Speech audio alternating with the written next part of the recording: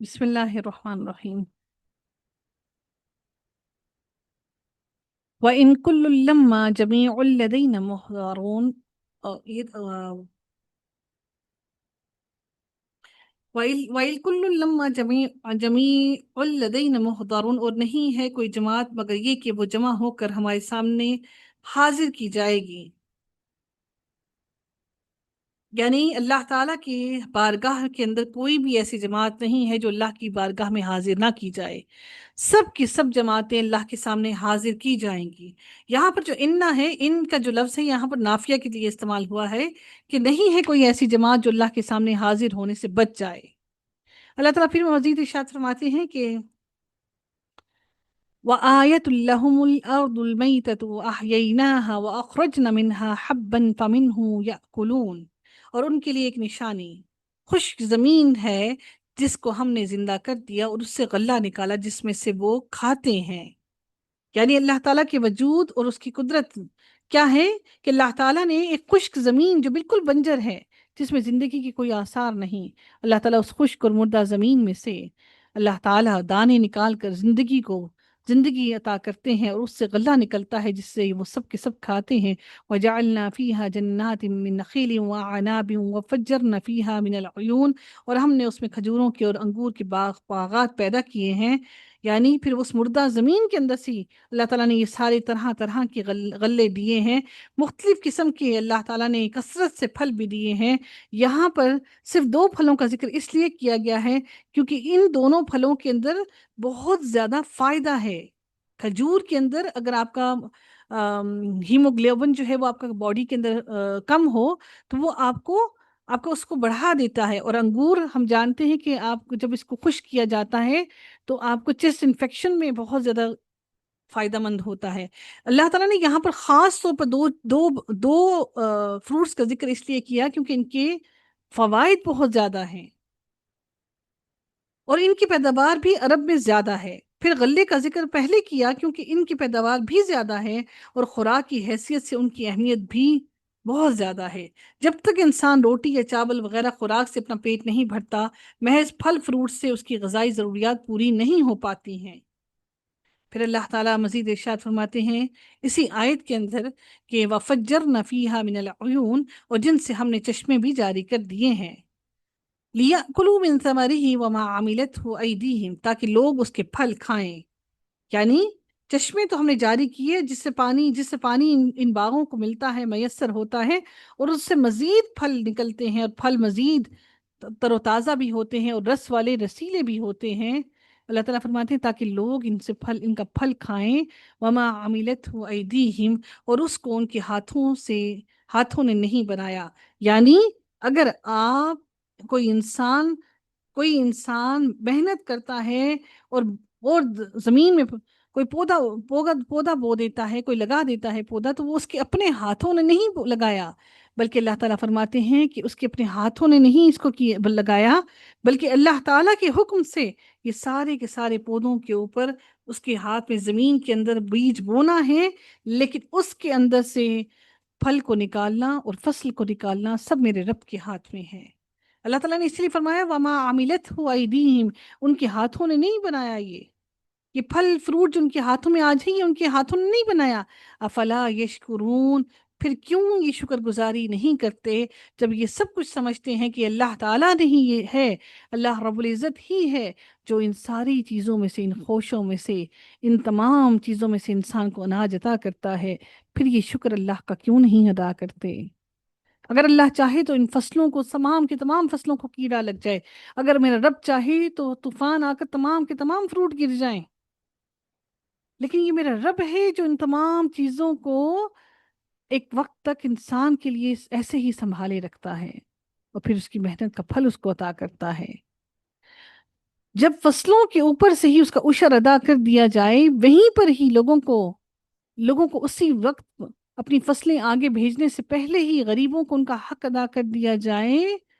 تو اللہ تعالیٰ پھر اس فصل پر عذاب بھی نہیں لاتے،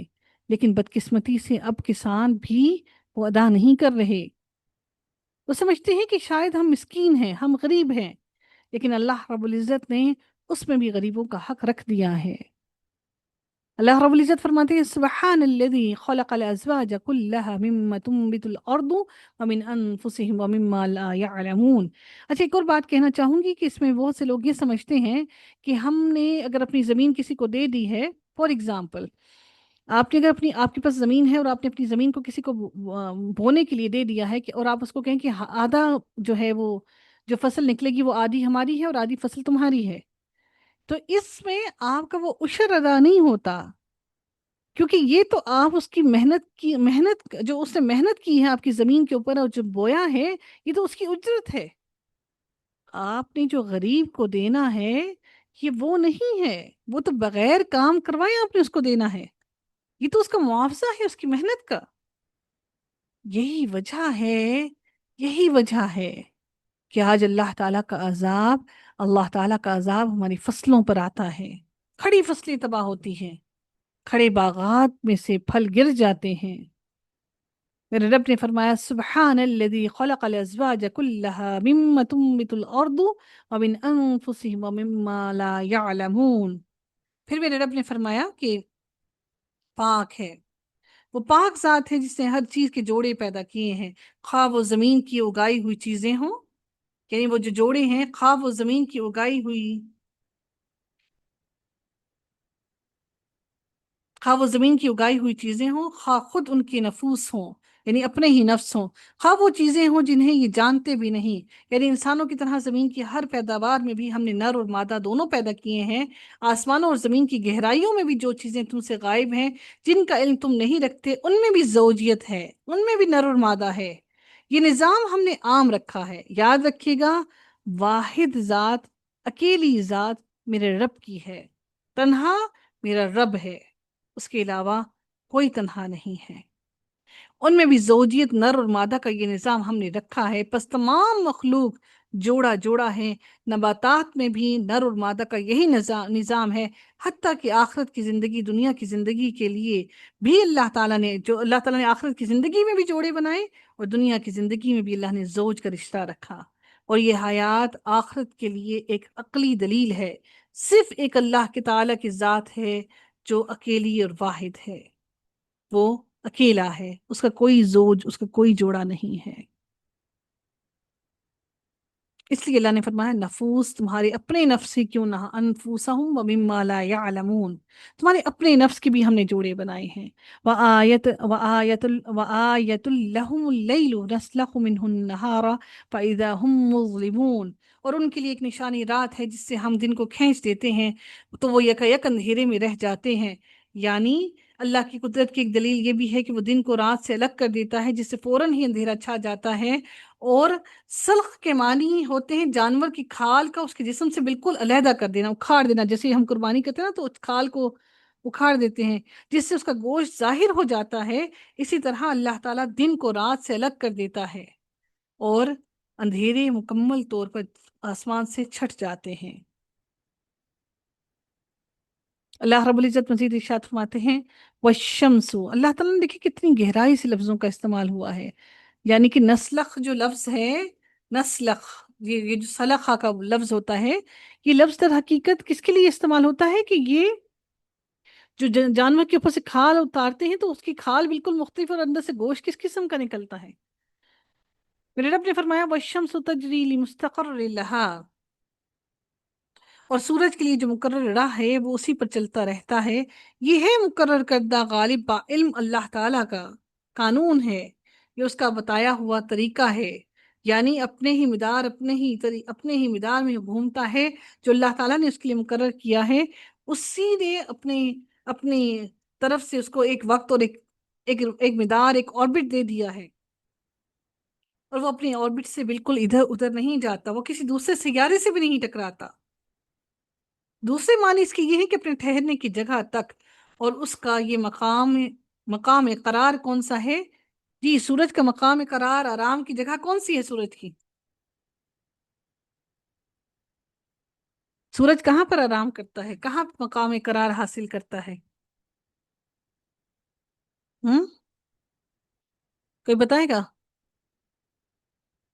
سورج کا مقام قرار کیا ہے؟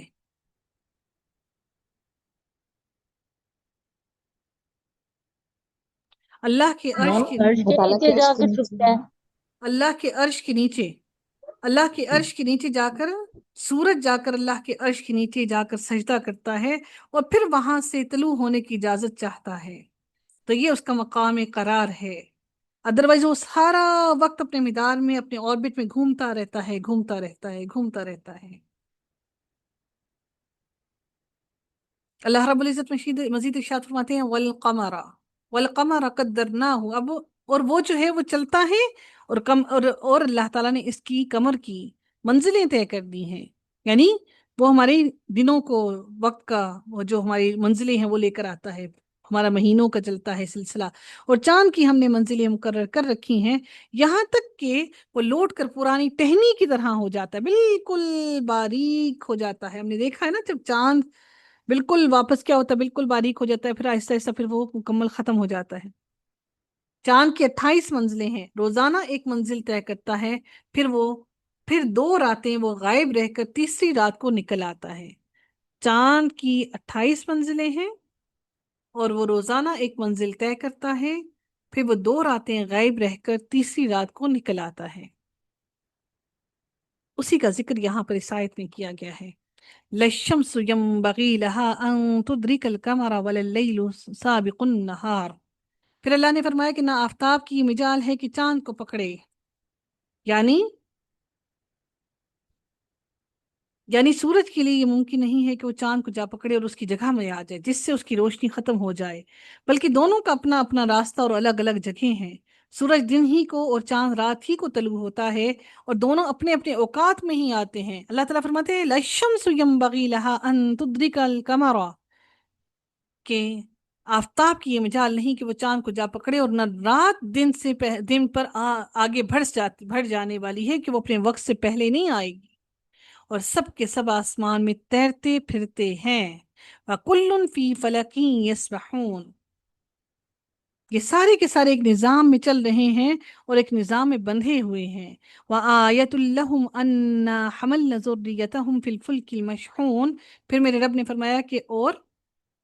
ان کے لیے ایک نشانی یہ بھی ہے کہ ہم نے ان کے لیے ان کی نسل کو بھری ہوئی کشتی میں سوار کیا۔ اس میں اللہ تعالیٰ اپنے اس احسان کا تذکرہ فرماتے ہیں کہ اس نے تمہارے لیے سمندر کی کشتیوں کا چلنا آسان فرما دیا، حتیٰ کہ تم اپنے ساتھ بھری ہوئی کشتیوں میں اپنے بچوں کو بھی لے جاتے ہو۔ دوسرے معنی اس کے یہ بھی ہیں کہ ذریتن سے مقصود آبائی ذریت ہے، اور کشتی سے مراد کشتی نوح ہے، یعنی سفینہ نوح علیہ السلام، یعنی کہ کشتی نوح علیہ السلام کی کشتی میں ان لوگوں کو بٹھایا جن سے بعد میں نسل انسانی چلی، گویا کہ نسل انسانی کے آبا و اجداد یعنی کہ حضرت نوح علیہ السلام آبا اس میں سوار تھے، تو اس سے مراد دونوں ہو سکتے ہیں۔ اصل مقصد کشتی کا، اللہ تعالیٰ نے کشتی میں کس طرح سے سوار کر کے ان کو زندہ واپس نکالتا ہے، حالانکہ اللہ چاہے تو وہ اس کشتی میں سب کو سمندر کے اندر سمندر کی لہروں میں موجوں میں ڈبو دے۔ پھر میرے رب نے فرمایا وَخَلَقْنَا لَهُم مِّن مِّثْلِهِ مَا يَرْكَبُونَ، اور ان کے لیے اسی جیسی اور چیزیں پیدا کی جن پر یہ سوار ہوتے ہیں۔ اس سے مراد ایسی سواریاں ہیں جو کشتی کی طرح انسانوں اور سامان تجارت کو ایک جگہ سے دوسری جگہ لے جاتی ہیں۔ اس میں قیامت تک پیدا ہونے والی چیزیں آ گئیں، جیسے آج ہم نے ہوائی جہاز بنا لیے، بحری جہاز بنا لیے، ریل کارز بنا لی، بسیں، کاریں، اور یہ جتنی بھی چیزیں ہیں اللہ تعالیٰ یہ سب جانتا ہے۔ اس لیے میرے رب نے فرمایا، پہلے ہی بیان کر دیا کہ ان کے لیے اس جیسی اور چیزیں بھی پیدا کی، کشتی، پھر کشتی جیسی۔ اب دیکھیں کشتی مین میڈ ہے، اس میں جانوروں کی بات نہیں کی، اور ان کے لیے اس جیسی اور چیزیں بھی پیدا کی جس پر یہ سوار ہوتے ہیں۔ پھر میرے رب نے فرمایا مزید فَإِن نَشَأْ نُغْرِقْهُمْ فَلَا صَرِيخَ لَهُمْ وَلَا هُمْ يُنقَذُونَ، اور اگر ہم چاہتے تو انہیں ڈبو دیتے، پھر نہ تو کوئی ان کا فریاد رس ہوتا اور نہ ہی کوئی ان کو نہ وہ بچائے جائیں، کہ ان کو کوئی فریاد رسی کرنے والا نہ ہو اور کوئی ان کو بچانے والا بھی نہ ہو، کون ان کو بچاتا؟ لیکن میرے رب نے فرمایا إِلَّا رَحْمَةً مِنَّا وَمَتَاعًا إِلَىٰ حِينٍ، لیکن مگر لیکن ہم اس اپنی طرف سے رحمت کرتے ہیں اور ایک مدت تک کے لیے انہیں فائدے دے رہے ہیں۔ دنیا میں انسان کو اللہ نے ایک خاص مدت تک کے لیے فائدہ اٹھانے کے لیے چھوڑ دیا۔ وَإِذَا قِيلَ لَهُمُ اتَّقُوا مَا بَيْنَ أَيْدِيكُمْ وَمَا خَلْفَكُمْ لَعَلَّكُمْ تُرْحَمُونَ، پھر میرے رب نے فرمایا اور ان سے جب کبھی کہا جاتا ہے کہ اگلے پچھلے گناہوں سے بچو تاکہ تم پر رحم کیا جائے، تو پھر جب آگے وہ کیا جواب دیتے ہیں؟ وَمَا تَأْتِيهِم مِّنْ آيَةٍ مِّنْ آيَاتِ رَبِّهِمْ إِلَّا كَانُوا عَنْهَا مُعْرِضِينَ، جب ان سے یہ کہا جاتا ہے اور ان کے پاس تو ان کے رب کی نشانیوں میں سے کوئی نشانی ایسی نہیں آتی جس سے یہ بے رخی نہ برتتے ہوں، ہر نشانی کو دیکھنے کے بعد یہ بے رخی اختیار کرتے ہیں اور ان نشانیوں سے منہ موڑ لیتے ہیں۔ وَإِذَا قِيلَ لَهُمْ أَنفِقُوا مِمَّا رَزَقَكُمُ اللَّهُ قال الذين كفروا للذين آمنوا أنطعم من لو يشاء الله أطعمه، میرے رب نے مزید کیا ارشاد فرمایا؟ اور ان سے جب کہا جاتا ہے کہ اللہ تعالیٰ کے دیے ہوئے میں سے کچھ خرچ کرو تو یہ کفار ایمان والوں کو جواب دیتے ہیں کہ ہم انہیں کیوں کھلائیں جنہیں اگر اللہ تعالیٰ خود چاہتا تو خود کھلا پلا دیتا، تو ہی کھلی گمراہی میں ہے، ہم کیوں اپنا مال ان لوگوں پر خرچ کریں؟ یعنی یہ کہہ کر کہ غربا کی مدد کرو، کھلی غلطی کا مظاہرہ کر رہے ہو۔ یہ بات تو ان کی صحیح تھی کہ غربت و ناداری اللہ تعالیٰ کی مشیت ہی سے تھی، لیکن اس کو اللہ کے حکم سے اعراض کا جواز بنا لینا غلط تھا۔ آخر ان کی امداد کرنے کا حکم دینے والا بھی تو وہ کہتے کہ اللہ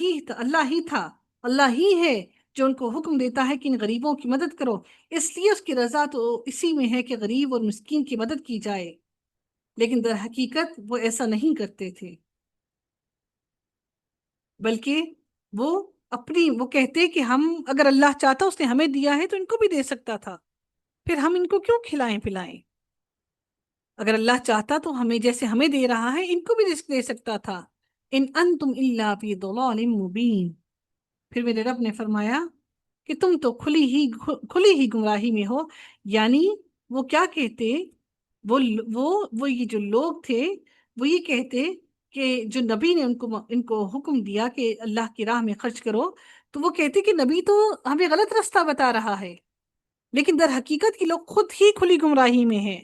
نبی غلط رستہ نہیں بتا رہا، اللہ نے تو ان کو صحیح رستہ بتا دیا۔